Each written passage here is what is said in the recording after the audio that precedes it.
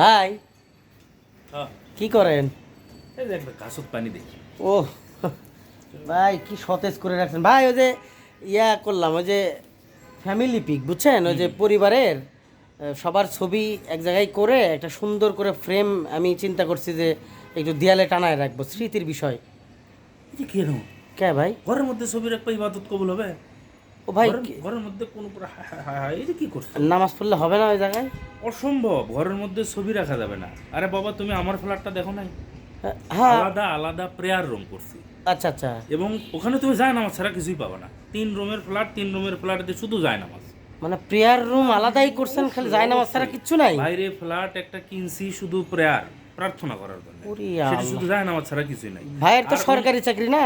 সরকারি ভাই, তোমাদের দয় কম বেশি একটা করি, কিন্তু ঘটনা হচ্ছে কি যে একটা ভাড়া দেই 27,000 টাকা ফ্ল্যাট ভাড়া, আর একটা কিনছি। বেতন কত আপনার? বেতনের কথা কই না ভাই, বেতন পাই ওই সব মিলে দিলে হয়তো 20-22 হাজার টাকা আসে আর কি।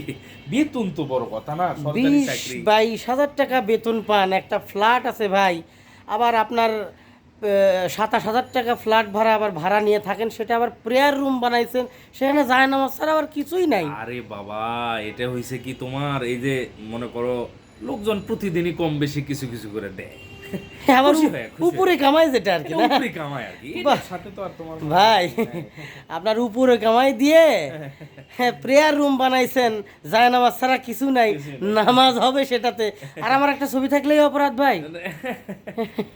বুঝতে পারতেছি, বুঝছি বিষয়টা বুঝছি।